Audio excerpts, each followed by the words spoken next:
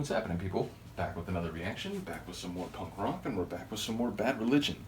We're going to listen to the final tune on their 2002 album, The Process of Belief. I've mentioned it before, this album will always have a soft spot or special place in my heart in the sense that it was when Mr. Brett returned, and I've mentioned it on a number of occasions. I think the sort of songwriting partnership of Graffin and Gurwitz, it just is this, it's part of what makes Bad Religion so great, and I think they're both good, very good songwriters that can get at political and philosophical and anthropological issues. I think they've pushed each other to write better songs. I mentioned this before. I remember seeing an interview with Graffin where he was basically saying as much.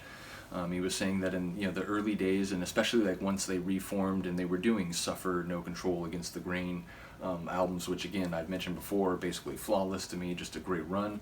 I do understand they were sort of competitive and they were sort of like, they wanted to outdo each other in sort of the quality of the songs they were writing.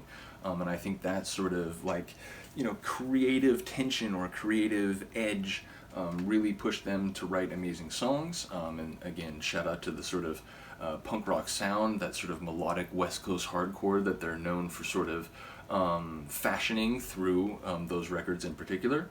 But yeah, we're going to listen to a tune, as I said, on The Process of Belief, 2002, when the band returned to Epitaph after being on Atlantic for 4 records. Epitaph being the sort of punk rock label run by Brett Gurwitz. But yeah, we're going to listen to the final tune on the album called Bored and Extremely Dangerous.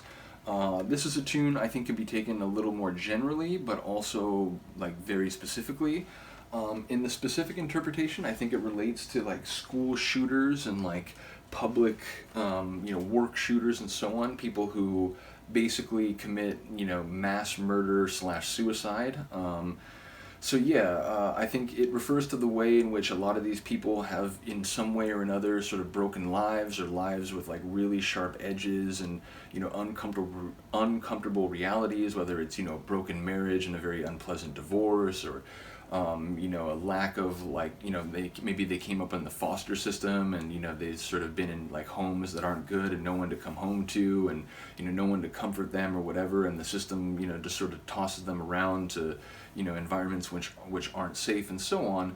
And for some people in these situations, not all, of course, not all people victimized then become victimizers or, lash out violently, but for some people who, because they don't see any path to like a clear, like positive type of life, or they don't see anything to, bide their time or capture their interest or, pique their, the better parts of their nature, they're sort of disillusioned, they're bored, they're jaded, and at the end of the day, you know what, maybe if the one way I can make a name for myself is to really, take some of these people who I blame, who I, whether in some cases maybe more legitimately, or in other cases just kind of projecting my resentment onto all sorts of people who I see as having a better life, or getting the breaks and the situations and the positions that I deserve but haven't gotten. So you know what, I'm going to take a bunch of them with me and I'll go out in a blaze of glory and people will remember what I did and so on. And so I think in literal or like a direct interpretation, I think this song is getting at people who do that, people who, because they've been ground down, or at least who perceive to be slighted by others and sort of wronged by society, eventually make the choice to kill a number of strangers, although in some cases in their mind they're seeing it as, justified targets based upon, perceived injustices or, their own bigotries or whatever. But I do think it could be taken on a larger level, and just in terms of the way in society, there are grievance machines in certain aspects of media and so on, that ultimately lead people to feel very jaded and disconnected from, their fellow citizens, and to scapegoat people and organizations and entire movements as, being indicative or responsible for all their problems and everything that's wrong with the world around them. And, it's probably people like them that, made, lawyers act the way they did in their divorce and whatever, and ultimately those people are sort of like psychological powder kegs. And, if someone comes along, the right demagogue, the right, paramilitary like group leader who, tells them to take up arms and, let's go do something about it instead of just sitting back and letting all these people take advantage of us and so on, they are much more willing to commit social violence, including, again, on complete strangers,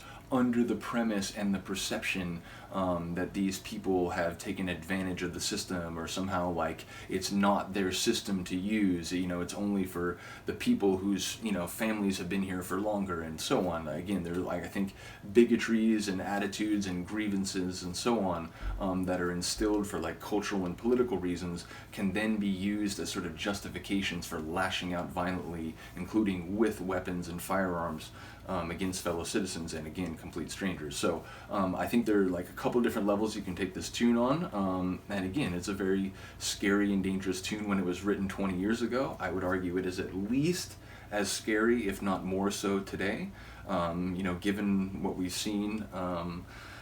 So yeah, bottom line, I won't get into too much more than that. I always feel like in some of these videos, like, I don't want to go too far afield, or come down too strongly in one way or another, because then it's like, oh bro, so you only see things in this way, or so on. But bottom line, yeah, I do think the tune is about jaded, disillusioned individuals, which, if you're like a teenager in a high school, you might end up becoming a school shooter. But if you're a 30-something who's, been fired from his job, but is, listening to some like local demagogue who, is blaming all these people and immigrants and so on for something, unfortunately, people like that might be much more inclined to use violence. So again, I think it's a scary song. It's about a sort of scary phenomenon that has perhaps gotten more scary in the intervening period, but let's get to it.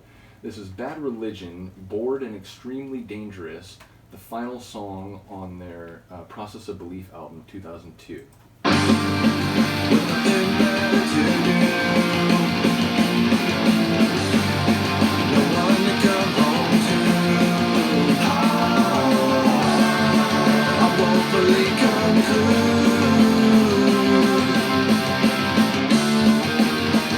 Take it out on you, Whoever you might be. I'm bored to the extreme. This world of foolish dreams, disillusion. Not who I seem to be. Yeah, sure, I might do harm and bear my right to harm, retribution. If only someone would listen to me.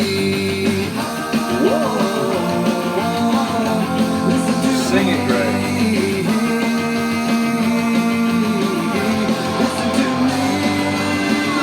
I love Greg's voice.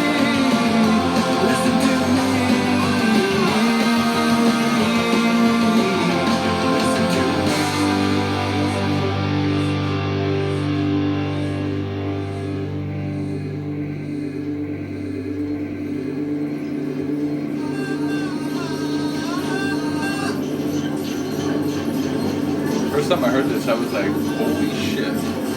Like, it's like theatrical, psychedelic, or like cinematic and psychedelic.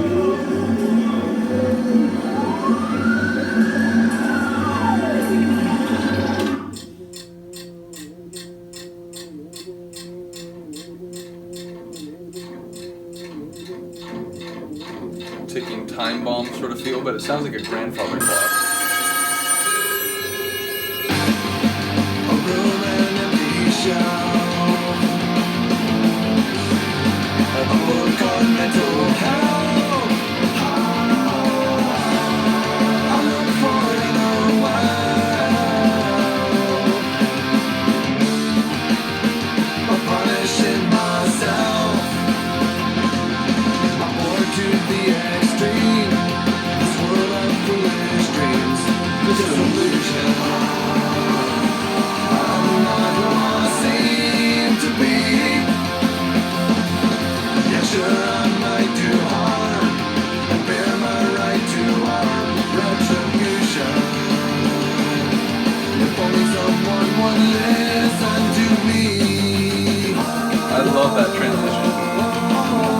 Listen to me. Listen to me.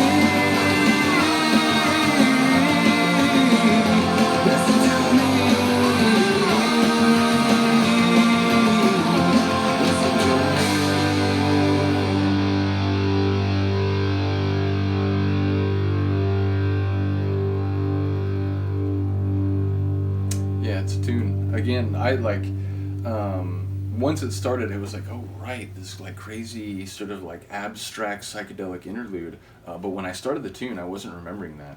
And I do enjoy a sort of, it's a non-standard moment in a like, typical kind of hardcore punk rock tune. So I like the sort of artistry of that, and maybe it's something you can get away with more on the final tune on a record, in the sense that if you're going to do something a bit more outside the like typical lines, I do think placing it in the right place on an album, can make a difference, and I do think having that as the last track gives that sort of like odd but like special moment a bit more emphasis, because it's sort of like as the album ends, you're kind of still thinking about that, even though it does go back into a more like conventional punk rock part before it ends. But yeah, really cool. I like the tune. Again, I think lyrically it's sort of like, it's depressing how relevant it is, and how many times it's been relevant in the United States, certainly in other places too, but as the statistics will tell you, far more in the US than anywhere else. But yeah, let me know what you think of the tune. Let me know what you think of the album. As I mentioned, this album will always be special for me. I've done a few tunes. I know I did Supersonic. I think I did Can't Stop It. I'll have to check, but I do think I've done at least a couple tracks from the album. Let me know if there's another one I haven't done you'd be interested to hear a reaction to. And to a number of you, there's a tune that Ryan requested through Spotify. I think someone else requested, what was it? I think it was another Bad Religion tune that I'm blanking on currently. But yeah, I'm working through all the requests. I will try to get to everything soon. But yeah, so stand on me, as the Brits might say. But yeah, let me know what you think. Other than that, I'll see you next time.